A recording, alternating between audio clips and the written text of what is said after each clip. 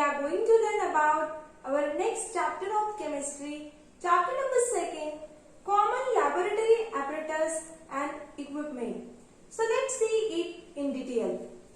In this chapter, we will learn the topics such as importance of observation, importance of experiment, important uses of laboratory apparatus and equipment. Our knowledge of chemistry would be incomplete if we do not utilize our ability to observe the nature and then put into an experiment, draw our own conclusion to verify facts.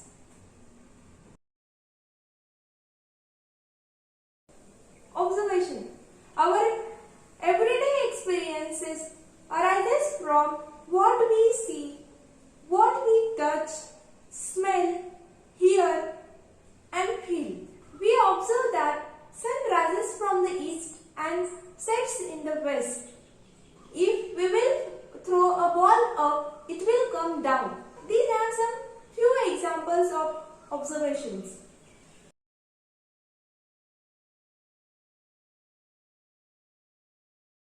Note that all observations are not scientific. For example, poet observation about the nature. It is not the scientific observation. So let's see activity 1 as an example of observations. A farmer puts some seeds into a beaker full of water. He observed that most of the seeds sink and few seeds stay afloat. It is believed that the seeds that remains afloat are bad ones, and those which are to the bottom, they are good seeds. This method helps to the farmer to separate out good seeds from the bad ones, and this is only possible due to the careful observation performed by the farmer. So, observations are very useful for us if we will perform it very carefully. Next, experiment. Chemistry is the branch of science which mostly based on the experiment, or we can tell experiments are important part of the chemistry. An experiment performed under the control condition is an activity to observe the natural or artificially created phenomenon. Let's see activity 2. Take 3 glasses A, B and C. Glass A contain hot water, glass B contain lukewarm water and glass C contain cold water. Now let's put one of our finger in glass A and a finger of other hand in glass C for some time. Now put both the fingers in a glass B. What do you feel? You will feel different sensations in your 2 fingers. The water in a glass B feels warmer to the finger kept in a cold water in glass C, and it feels cooler to the finger which is kept in hot water in glass A. This is an experiment carried out to understand a particular phenomenon. This is a simple experiment which helps us to conclude that hotness and coldness of the substance are relative terms. Next, laboratory. A chemical laboratory is a place where we perform experiment to observe chemical processes and analyze the results. The following facilities should be provided to perform experiments in chemistry laboratory. First, working table.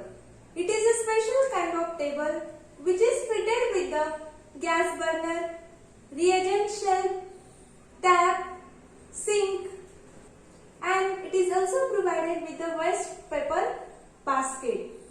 There is also a side shell to keep the glassware apparatus and fume closed.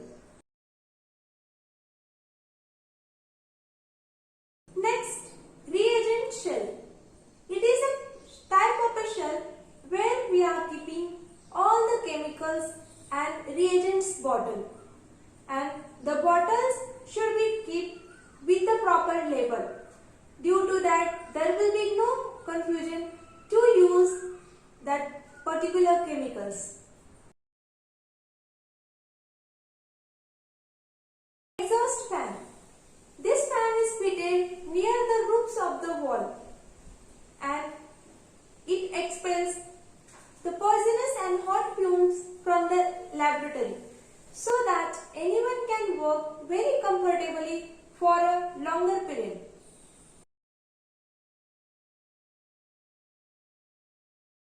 Next, balance room.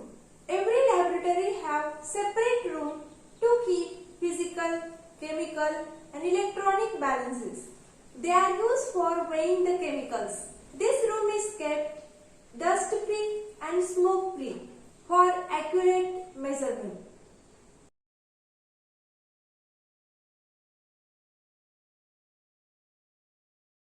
Along with this, all the facilities, a good chemistry laboratory must have the set of equipments and apparatus in the lab.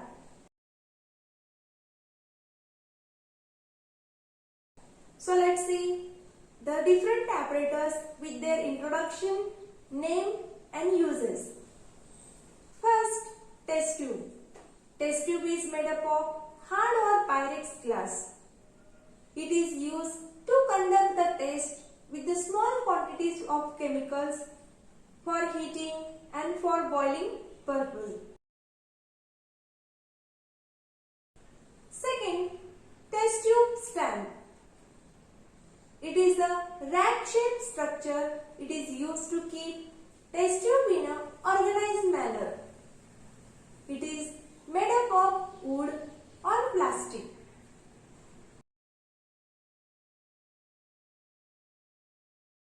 Third, test tube holder.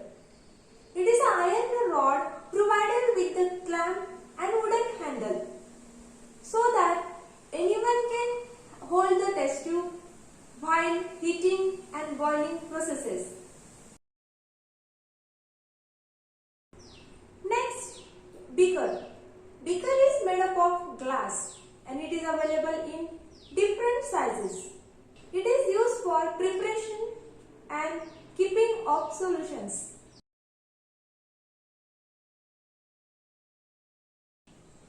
Next, flask. Flask is made up of glass.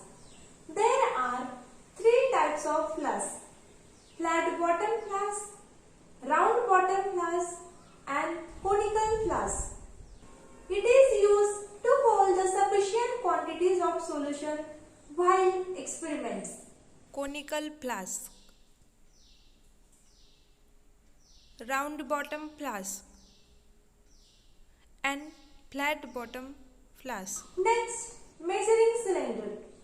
It is made up of glass or plastic and it is graded in milliliter, centiliters and deciliters. Measuring cylinder is used to measure the volume of a liquid.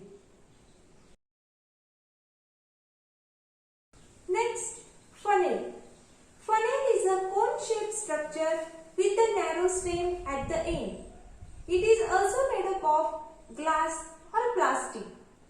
The use of funnel is to transfer or to pour the liquid from one container to another container.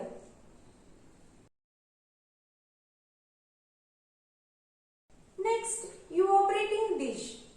It is the bowl-shaped container which is made up of porcelain.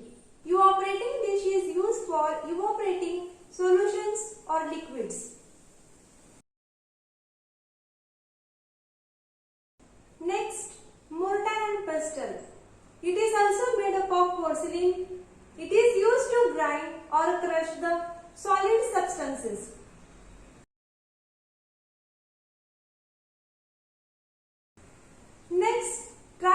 stand. It is the structure of iron having 3 iron legs. It supports the apparatus while performing experiments.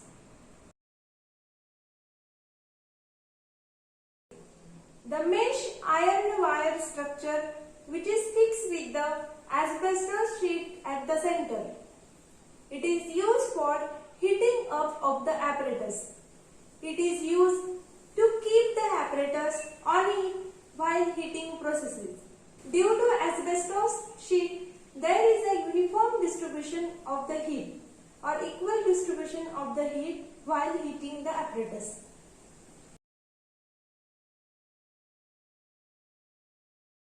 The remaining apparatus we will discuss in the next part of the video. Questions for you. Question number 1.